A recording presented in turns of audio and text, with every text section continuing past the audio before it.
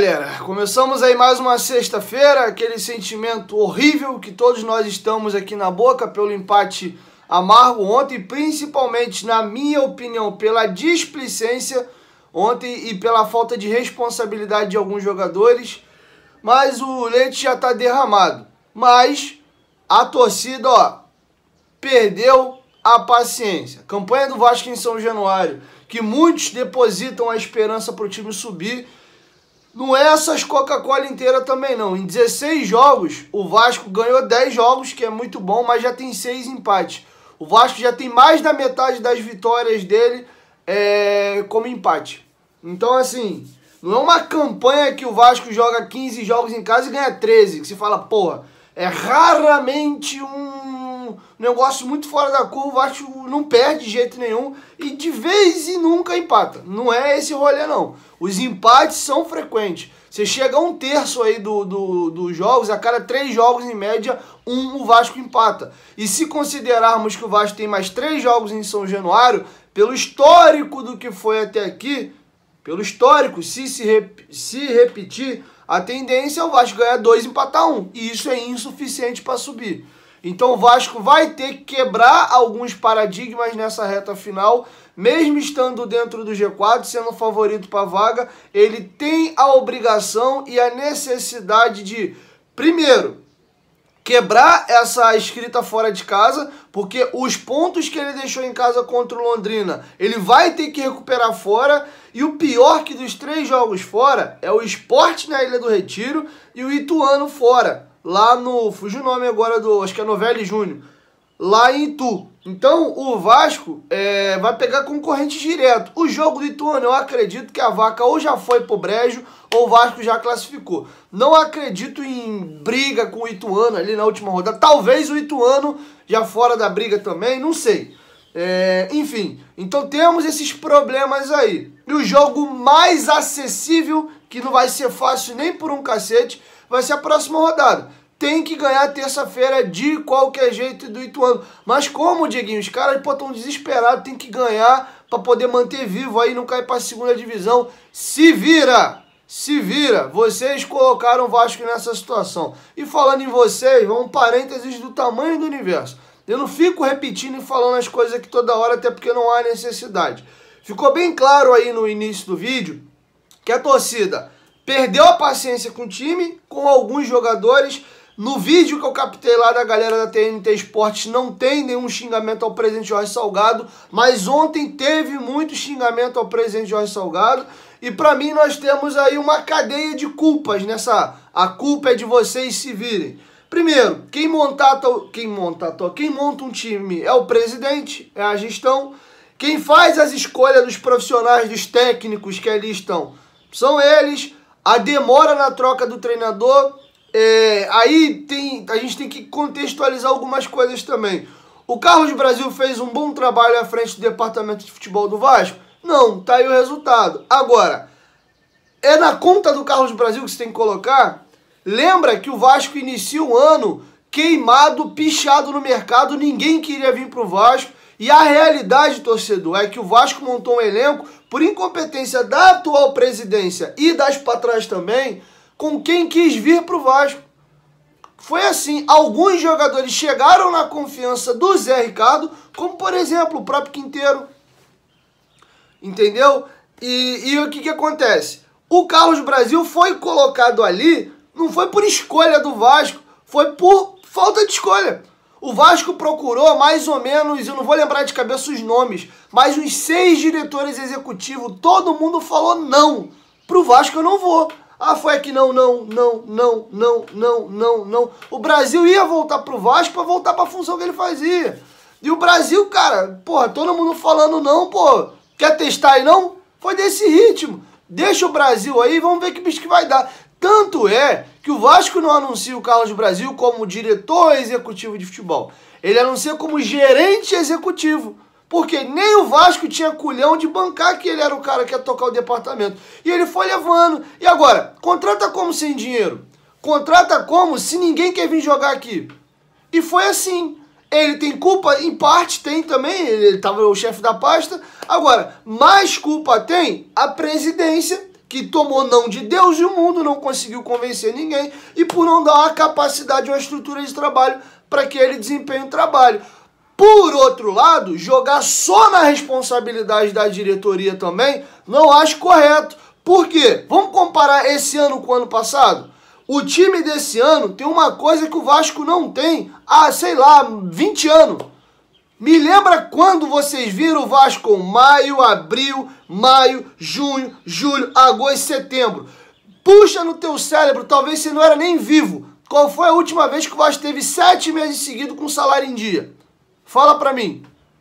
Outra, o elenco do ano passado não tinha torcida em São Januário. Não tinha, era pandemia. O público volta aos estádios já faltando 3 ou 4 rodadas para acabar o campeonato, com a vaca já tendo ido pro brejo. Talvez, com a gente vê como a torcida do Vasco faz muita diferença, o elenco do ano passado, talvez, porque faltando ali 8 rodadas para acabar o campeonato, o Vasco ainda estava naquela arrancada do Fernando Diniz. Aí vem os fatídicos jogos do Sampaio Correia e do Guarani, que o Vasco perde pro Sampaio e perde pro Guarani de uma maneira meio bizonha, e ali o time meio que, não vai dar mais não, e aí entrega os pontos, e aí perdeu, e a vaca foi pro brejo. Mas até ali, o Vasco vinha próximo. Se nós temos São Januário lotado em todos os jogos, será que a campanha seria a mesma? Talvez, se aquele elenco tivesse salários em dia, como esse elenco tem, teria tido o mesmo desfecho? Não sei, só tô dizendo que esse ano o atual elenco, ele tá tendo uma comodidade que o time do ano passado não tinha. Ele não tinha apoio de torcida e ele não tinha salário em dia. Não tinha funcionário desesperado, aquele clima difícil ali, de gente pedindo cesta básica, cartão de crédito emprestado. Não tinha nada disso. Então, colocar... vamos botar aqui de 100% da culpa, vamos botar que a diretoria tem 60%, vai, porque é ela que monta o elenco, é ela que não deu condições do Brasil e dos outros trabalharem, perfeito. Agora, e o elenco? Passe ileso, a gente só cobra da gestão? Então acho que a parcela de culpa tem que ser dividida assim. Esse elenco tem que ser muito cobrado. Colocaram 10 pontos de gordura, cara. Colocaram 10 pontos de gordura. E outra, o elenco do Vasco é limitado, limitadíssimo. Mas olha contra quem a gente está jogando. Esse elenco, assim como o do ano passado, tem obrigação de colocar o Vasco na primeira divisão. Tem. O elenco é ruim, mas para a segunda divisão tem obrigação de subir. Então não tem desculpa de vocês não voltarem o Vasco na primeira divisão. Segurem o pepino de vocês, descasquem e se virem. Lembra quando o seu Quinteiro foi perguntado na coletiva lá? Vocês estão preocupados não? O Vasco vem tropeçando nas últimas rodadas, a gordura está diminuindo. Zero preocupado. Vimos o próprio capitão Anderson Conceição e o Nenê admitindo da sua boca no período ali do Emílio Faro de que o elenco deu uma relaxada sim. O time perdeu o que tinha de principal na mão do Zé Ricardo, que era a competitividade. Eles têm muita culpa. Viram uma gordura muito grande sendo construída, salário em dia, clima calmo, a SAF vindo aí, perspectiva de um futuro bacana pro Vasco nos próximos anos, e a galera deu uma relaxada. Aí tem os erros da diretoria, que eu repito aqui. Quando perde o Zé Ricardo, vai no interino não, num cara que nunca treinou uma equipe profissional, foram incompetentes e amadores, erraram feio ali. Depois demora para trocar, ao invés de trazer um treinador, volta com auxiliar técnico. Depois, em 10 jogos agora, vou falar o que eu falei no pós-jogo. Se alguém botar na conta do Jorginho se o Vasco não subir, é sacanagem. O cara pegar com 10 rodadas no final, ainda que ele tenha pego o time no G4, foi o que eu falei. Eu tinha medo de uma troca de treinador, talvez, por isso, porque é muito pouco tempo para você conseguir ajustar uma situação que não tá legal. Então você chegar agora, pra você ver que tem tanto sentido o que eu tô falando, que lá na coletiva de apresentação do Jorginho, ele falou um negócio que eu falei, isso vai dar merda. Não, porque o Alex Teixeira é ponta, ele não é mais aquele jogador de correr tiro curto de 5, 10 metros, de 40, 50 metros, mas ele não tem aquele tiro curto de 10, 15. Eu falei, cara, não é possível, o Jorginho não acompanha a carreira do Alex Teixeira. Ele era centroavante na China e jogava de 10 na Turquia. Ele não tem mais aquela velocidade. Haja visto os jogos dele no Vasco. Ele foi melhorzinho, para ser bem carinhoso, jogando mais por dentro, ali próximo do gol, dentro da área. E aí ele mesmo agora, já vendo o dia a dia, provavelmente já conversou, viu alguns jogos dele, recebeu informação de gente que estava dentro do grupo, ele nem botou mais o Alex de ponta. Perdão, primeiro jogo dele, ele botou o Alex de ponta e viu já que o negócio ali não foi legal. Já tirou, hoje o Alex entra como? Na função do Nenê. Então, era o que eu falava, até você chegar, conhecer os jogadores, demora. Então, assim, qualquer vascaíno em sã consciência hoje tá, sim, muito preocupado. Ninguém consegue ter a convicção aqui de chegar e bancar e falar, não, pô, esse time vai subir, entendeu? E, cara, paciência tem limite. Paciência tem limite. Eu sei que o Jorginho pediu pra galera, porra, não xinga não, após 90 minutos, mas, cara, o vascaíno vem de 20 anos aí, um ano pior do que o outro, e os 3 últimos anos da gente, cara, o cara que não tem um coração bom, pô, o cara entra em depressão, o cara tem um infarto do miocárdio, porque é um rebaixamento bizonho, que o Vasco não tinha time pra cair, cai no saldo de gol.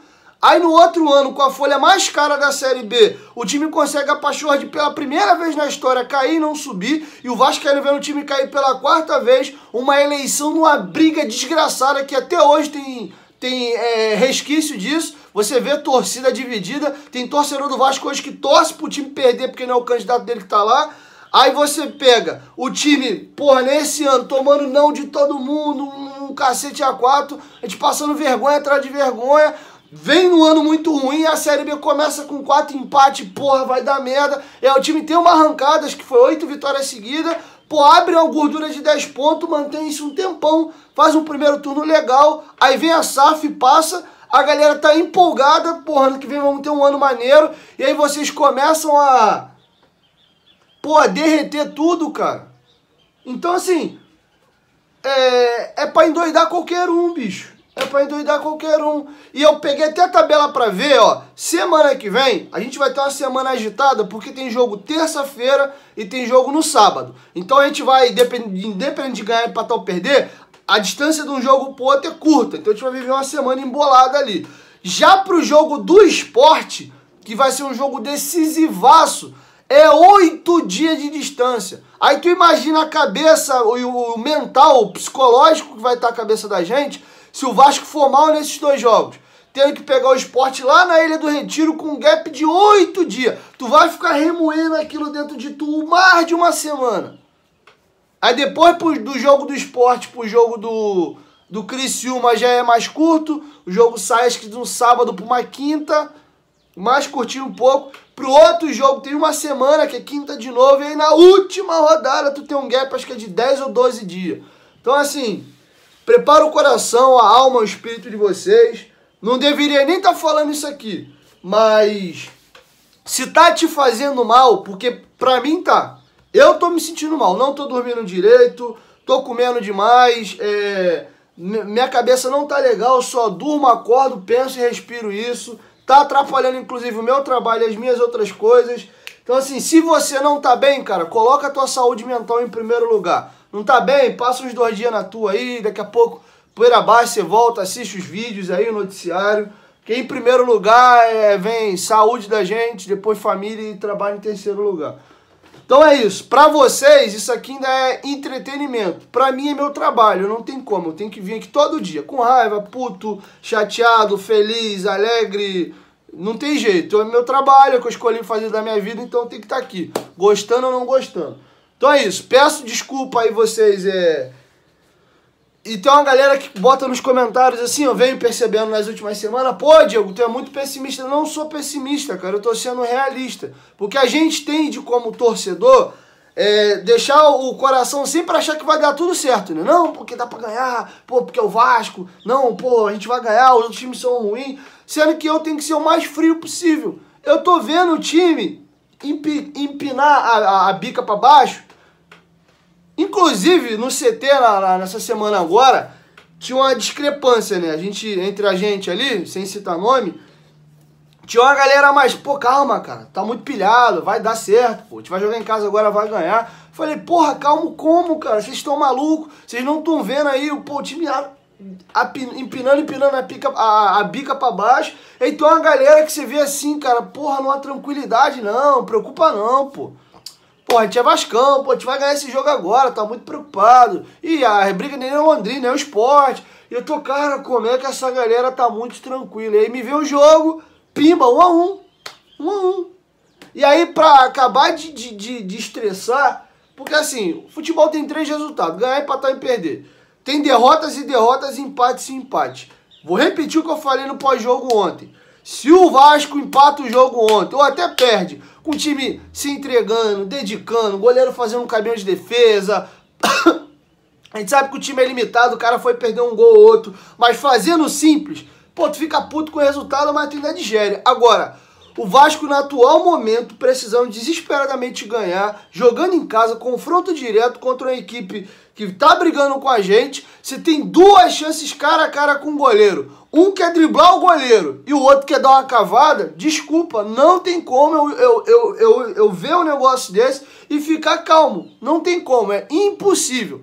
É impossível, porque uma coisa é o cara ser ruim, ele perder o gol por incapacidade técnica, nervosismo. Agora, o cara ter a autoconfiança no momento decisivo desse, a gente, porra, desesperado aqui, uma expectativa desgraçada pro jogo. E aí, porra, os caras acham que um é o Romário, o outro é o Edmundo, e o que é cavar, o outro quer rabiscar o goleiro pra fazer gol. Desculpa, não dá. Os outros gols, todos que perderam, o gol que o André perdeu, o gol no primeiro tempo que o Raniel tira do goleiro, o cruzamento do Figueiredo, o tapa de peteleco do Alex, tudo isso pra mim tá dentro do pacote. A gente vai discutir capacidade técnica, momento emocional. Agora, não dá pra aceitar displicência. Falei dos atacantes porque foi o que aconteceu ontem. O mesmo seria o André, exemplo. Tô criando um factoide aqui. O Vasco nessa situação difícil, o Vasco Sport na Ilha do Retiro. Aí, de repente, tô criando um factoide. O André pega uma bola dentro da área e quer driblar 2. Perde a bola e o Vasco toma o gol. É pra tu sentar-lhe a marimba. Por quê? Displicência. Displicência. A mesma coisa seria, sei lá, de repente o Nenê na entrada da área vai querer dar um passe de letra ali pra enfeitar, ou dar um chapéu, uma caneta, perde uma bola e sai o gol. O lance do Ignaldo lá no Mineirão foi fatalidade. Erro dele, mas também é muito jovem, não dá pra... né?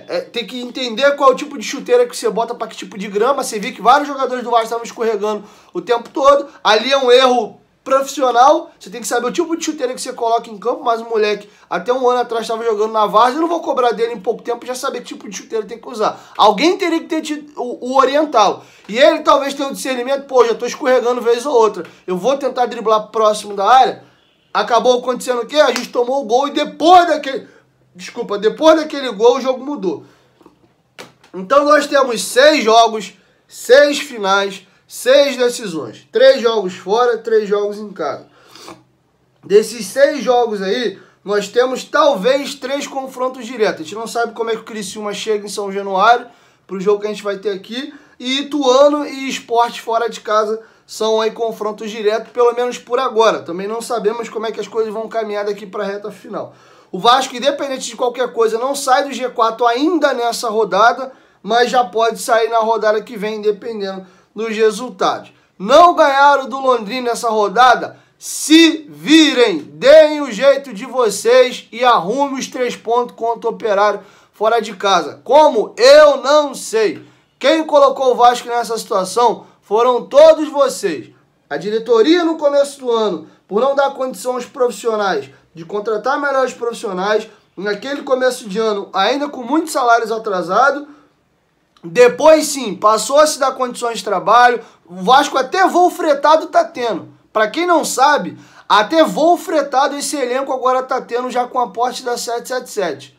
Nós não temos desculpa para não ganhar e tá passando o que tá passando. Temos uma das folhas mais altas, os salários estão em dia, condição de trabalho tem. O elenco, mesmo sendo limitado, é melhor do que os outros. Então, só depende de vocês. Deem o jeito de vocês e coloquem o Vasco de volta na primeira divisão. Porque o que vocês estão tendo de entorno, de estrutura, o elenco do ano passado não teve. Vou repetir, não teve. Não tínhamos São Januário lotado todos os jogos vídeo pandemia e ano passado o Vasco jogava com um caminhão de salário atrasado. Esse ano tá tudo em dia.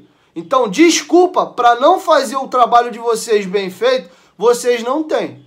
tá? Então, a diretoria tem a parcela de culpa dela sim, foi xingada e cobrada ontem com razão, e o elenco também tem, ou meio a meio, ou menos um pouquinho. Porque vocês tinham 10 pontos de gordura, subiram no salto alto e a vaca foi indo pro brejo. Também colocar tudo na conta do treinador é mole. Porque o treinador ele treina, ele escala, mas quem joga é jogador. A gente simplifica muitas coisas aqui no Brasil. Tá ruim, troca o técnico. Tá mal, é o técnico. E o jogador, qual é a responsabilidade dele? Quando o cara não tem condições de trabalho, tá recebendo atrasado, etc. A gente às vezes até, pô, cara, trabalha como? Clima de merda, salário atrasado, passando problema em casa, nem todo mundo tem a vida financeiramente construída, aí começa, problema em casa, a gente sabe que jogador, eles alimentam às vezes uma família inteira, aí é todo mundo passando problema e cobrando caro, os funcionários também passando aperto e te pedindo dinheiro, o negócio aqui a colar, é um clima de merda, mas a gente não tem isso esse ano, cara. Então assim... Enfim, galera, é isso. Não vou me estender muito, não. Não tem nem praxe de fazer vídeo desse tamanho aqui. O vídeo já tem 21 minutos aí e eu vou encerrar, tá bom? É isso. Mais tarde tem vídeo aí no canal e... Valeu, fui. Desculpa qualquer coisa aí.